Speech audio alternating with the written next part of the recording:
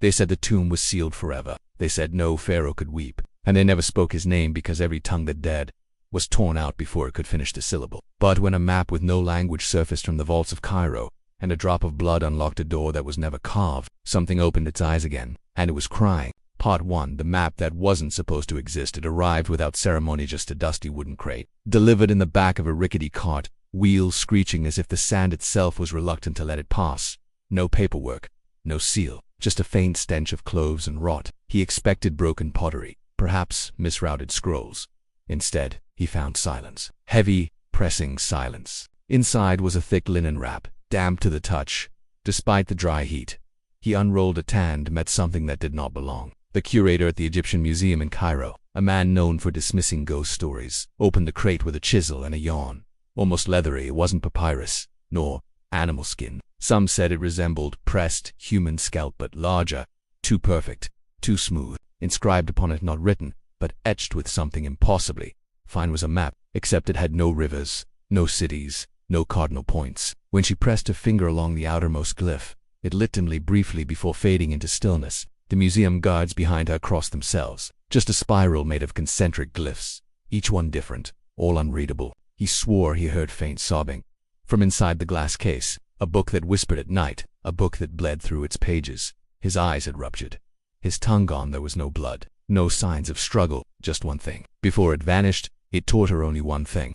Some kings are not buried. They are hidden. But every night new dust prints appeared on the case. Fingerprints too many. No sender. Only an obsidian black envelope, warm to the touch. Inside a note written in coppering, some upside down. The object was flat and slightly curved at the edges, except to one person. She arrived wearing black gloves and the expression of someone who had seen too much too early. He wore a pendant in the shape of a cracked eye. It points to a king arrest not by time, but by ritual. A pharaoh whose name turned men to salt. And he knew more about the map than even Layla did. And always the man with the stitched mouth, weeping through his eyes. She did not greet the museum staff. She went straight to the map. Her breath caught before she could stop it. Dr. Layla Farouk, daughter of a forgotten desert tribe and a disgraced Copt scholar, was called in 2 days later. Because she recognized the spiral. She had seen it once before in a book her father was forced to burn, back when she was 9. As she studied the spiral, her fingers tingled, not metaphorically, literally, like the map was alive. That night, the map refused to stay still. A janitor later testified before being institutionalized that he saw the spiral turning when no one was watching. Then the first man died. Abdel Naji, the night guard, was found collapsed at the foot of the map display. The museum shut the exhibit, moved it to the sub-vault. The whispers returned, and Layla was already dreaming. In her sleep, she walked in endless desert lit by moons that bled. She heard crying that echoed backwards. She saw a throne carved from silence. It was then that the letter arrived. No stamp. You have touched what was sealed, and it remembers you. The next day Ibrahim El-Khal found her. He was a lean man in white robes, face lined like parchment, claiming descent from the priests of Thoth. It is not a guide, he told her. It is a trap for memory, a prison for grief. Then why find him? Layla asked. Because someone already has. Thus began the expedition. 7 were chosen: Layla the linguist, a mute cartographer, a blind Bedouin tracker, an embalmer, a former a priest stripped of his faith, and Ibrahim the sponsor, who refused to touch the ground with bare feet. They left Cairo under moonlight, their wagon creaking toward a place no map named. By the 3rd day, the stars shifted. The 4th day, compasses spun in circles. The 5th, they found the first statue half buried in sand, no face, but lips carved in a smile too wide. And on the 6th night, Layla awoke to find the map glowing, its spiral no longer still but pulsing, like a heart beating remembering. The desert that swallowed kings, it began with the wind. On the morning of the 7th day, the desert grew still. Not silence. The wind stopped, not with a whisper but with a gasp, like it had suddenly remembered it wasn't supposed to be there. He knelt in the sand, whispered a prayer to a god he had not named in years, then walked backwards into the dunes. They never saw him again. The sky dimmed not from clouds, but from dust that rose without wind, curling in shapes no heat should make. The Bedouin tracker Al-Mahir refused to go further. The map Layla carried began to grow warm, then hot. It pulsed in her bag, humming like a caged insect. Shards of something translucent glinted beneath the surface. At first, they thought it was mica, but as Layla leaned down, she realized they were tiny fragments of eyeglass eyes, each hand blown, each slightly turned inward, all staring at something only they could see. The rest of the team pressed on.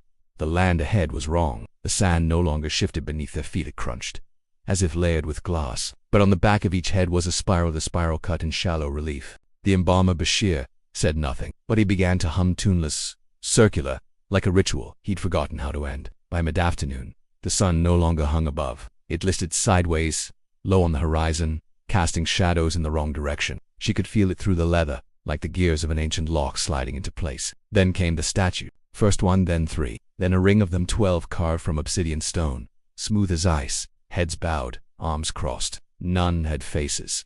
The cartographer vomited. The priest crossed himself, then stopped, unsure who was listening. She stepped between the statues and whispered, "He's close." The spiral on the map had begun to turn, literally.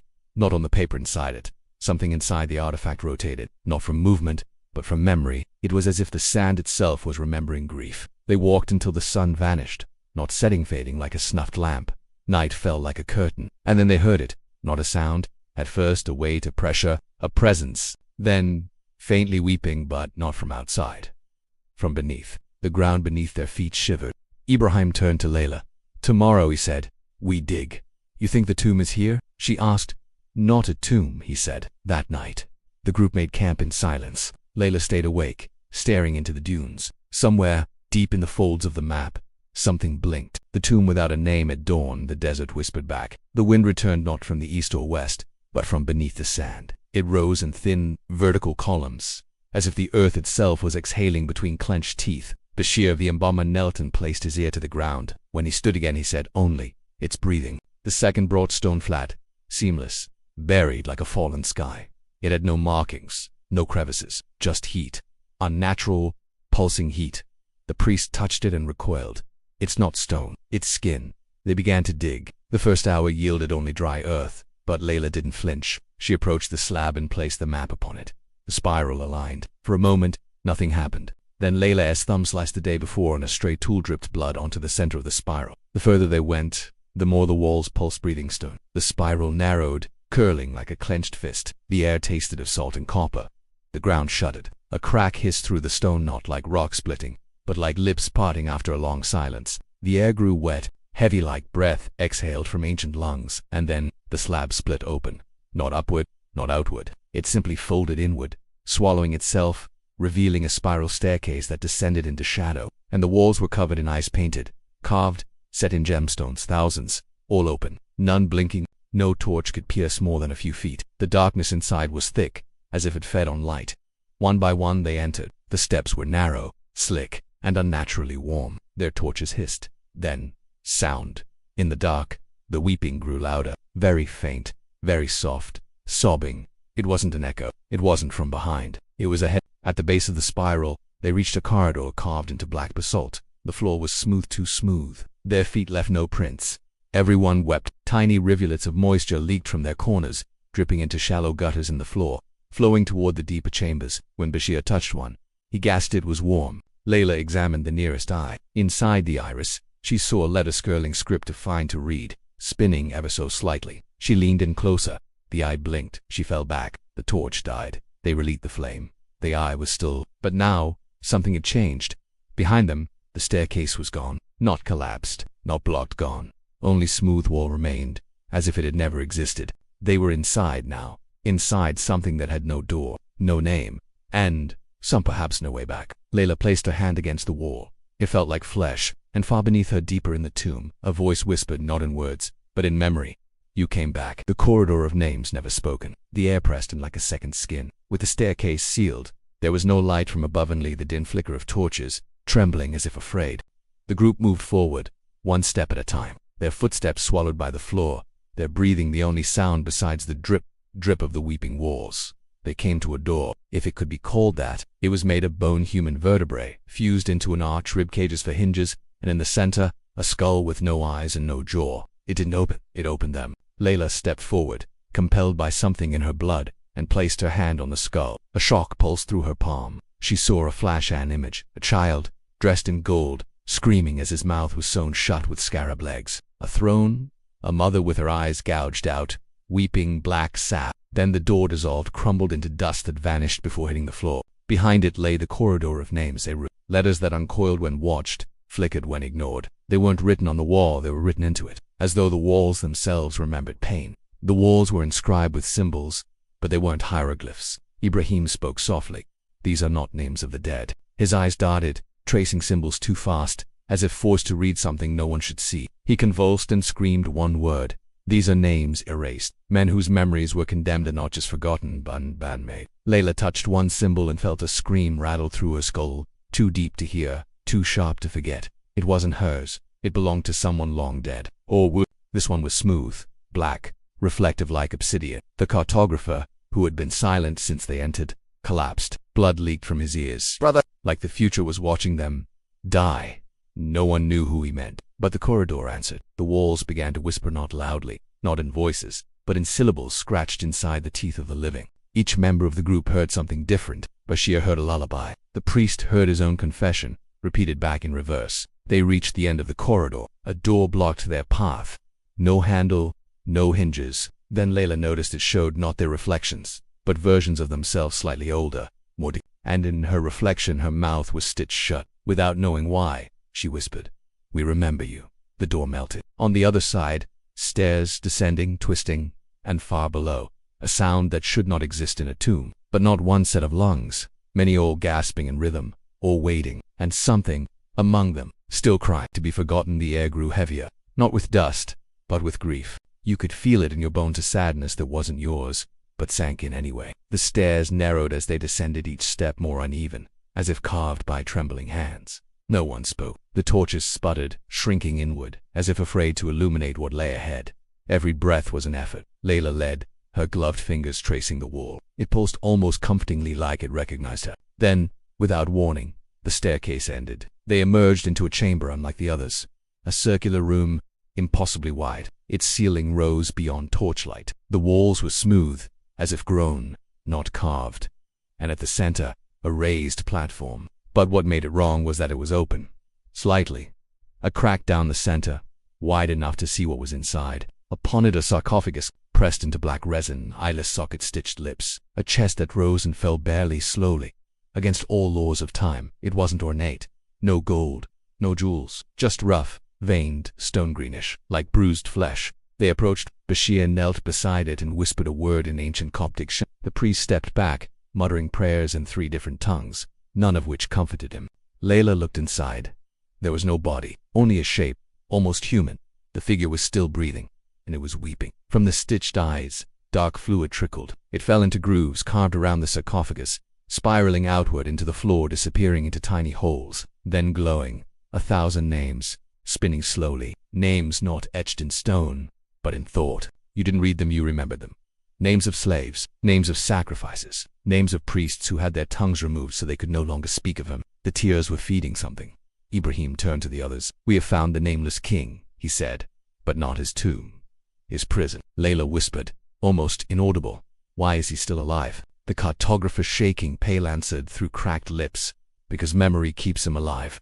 The more we remember, the longer he suffers." A pause, then something moved. Not the king, the walls. Lines appeared faint at first, then a name none of them knew but all of them felt. Layla, her own name, on the wall. It pulsed, brightened, began to weep. Layla staggered back. Her hands trembled. The spiral on the map flared one last time, and then turned red. From the sarcophagus, a voice not spoken but placed inside their minds groaned. "Now, one of you must take my place." The bargain of tears. The voice lingered not in their ears, but inside their skulls, like it had always been there, waiting for permission to speak. The air shivered. Each flame bent toward the sarcophagus, as if it too were listening. Layla turned to Ibrahim. "What does it mean, take his place?" He just looked at the king, and then at her. He didn't answer. Bashir stepped forward, trembling. "It's not death he's asking for. It's burden. One must be remembered in his stead. That's what this place feeds on, memory." The priest was already weeping. Something had broken in him, something ancient. The story of a tyrant too cruel to be named. As long as he's remembered, he cannot die. But if another takes his name. The cartographer whimpered, curled in a corner, scribbling nonsense in the dirt. Layla looked at the sarcophagus again. The body, if it could still be called that, was twitching. Its ribs moved like fingers clenching. Its lips bled from the stitches, dark and slow. The walls whispered again. Names, names, names, until they reached hers. Layla, uncertain. Then, from behind them, came a sound that froze them all. Footsteps, but not human, too soft, too wet, as if the shadows themselves were learning how to walk. The chamber darkened. The torches hissed and died, one by one. Something entered the room. They didn't see it. They felt it like a thought that didn't belong to them. Daughter of the forgotten. You are the last of his blood. You remember him because you were meant to. Layla was the only one still standing. A voice rose again, not the king's this time, but something older. It didn't ask. Layla bint Nasir. A scream tore from her lips, not of pain, but of recognition. Suddenly, it all flooded in. Visions of temples burning, of men kneeling, lips stitched, eyes torn out, giving their final memory into her bloodline. A curse not forgotten but past.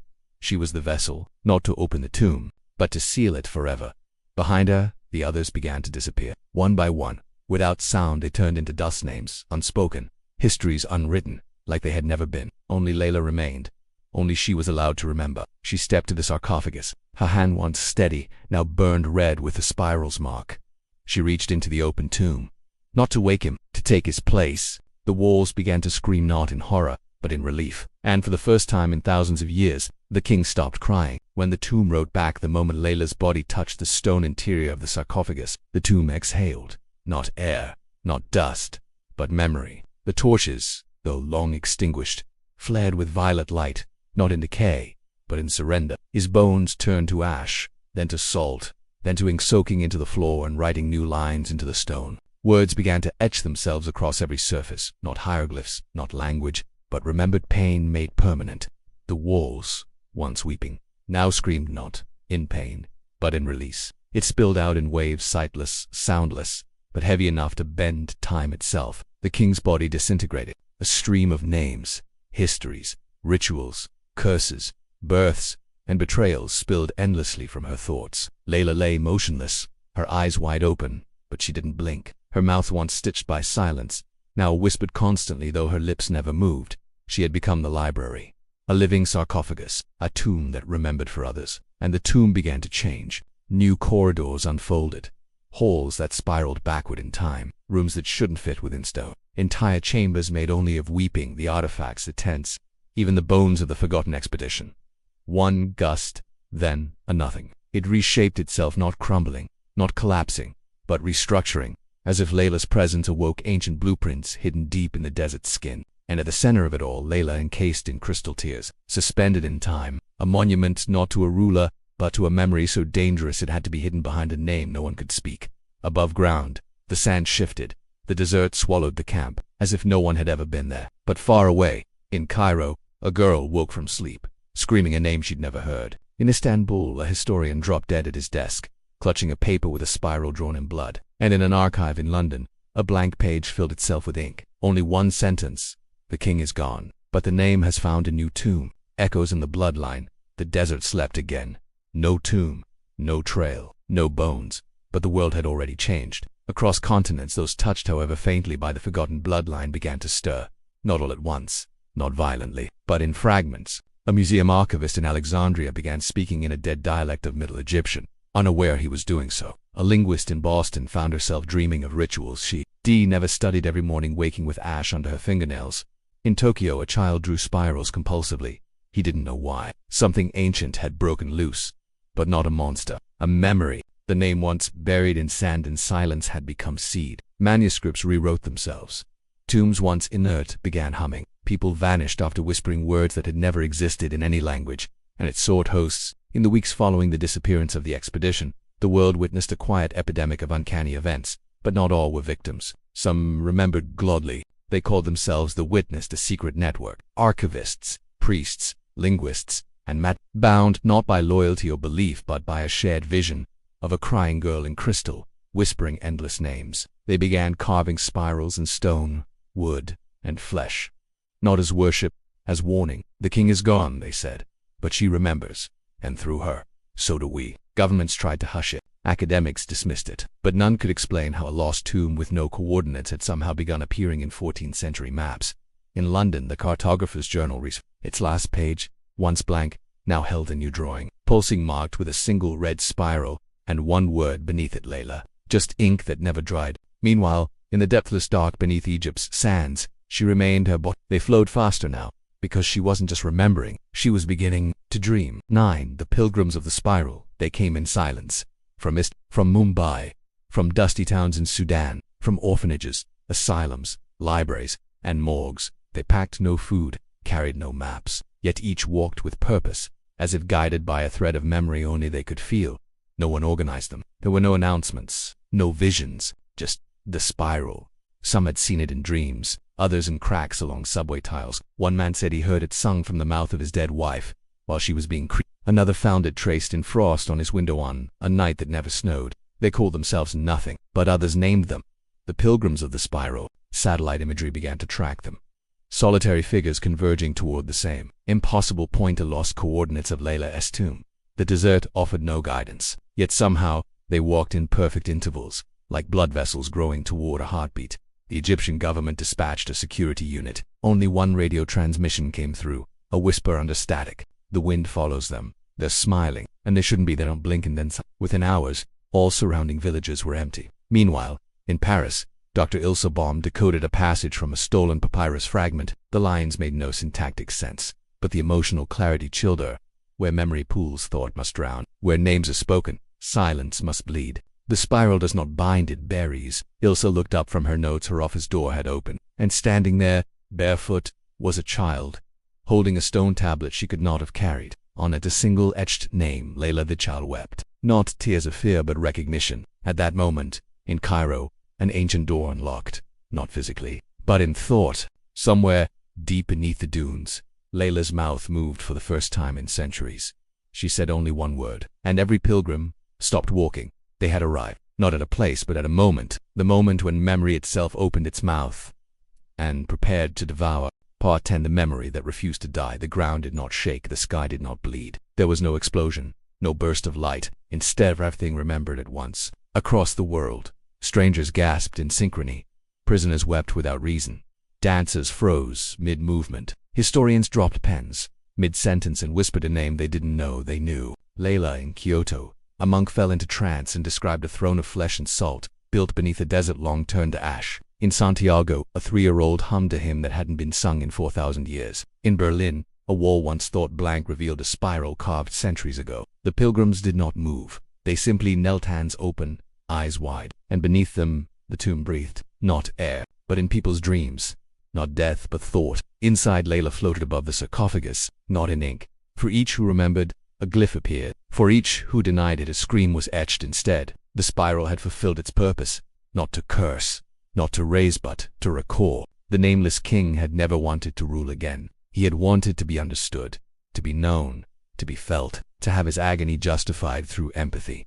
He did not need to be worshipped. He needed to be remembered, and Layla had become that memory. Not a tomb, not a priestess, but a transmitter, a conduit for sorrow, vengeance, silence, and truth. Her eyes glowed with images not yet lived. Her voice hummed lullabies from languages unborn. Her hands twitched writing names yet to be spoken. And as the last pilgrim disappeared into the spiral, as the wind sealed the tomb with soft applause, the world forgot, only to dream of it again the next night. Because now, it was everywhere. Every scream, every scar, every silence too heavy to carry, was Layla. And whenever you draw a spiral without thinking, whenever you forget why you're crying, she's remembering for you. If you're still watching this, it means you remembered something. Maybe it was a name, maybe it was a feeling, or maybe it was just the spiral. Either way, thank you for staying with me until the end. If these kinds of stories make your skin crawl and your thoughts linger in the shadows, don't forget to like this video, subscribe to the channel, and ring that bell so the next tale finds you before you forget again. And tell me in the comments, did you dream of Layla too? Until next time, sleep lightly, because some memories don't wait for dreams.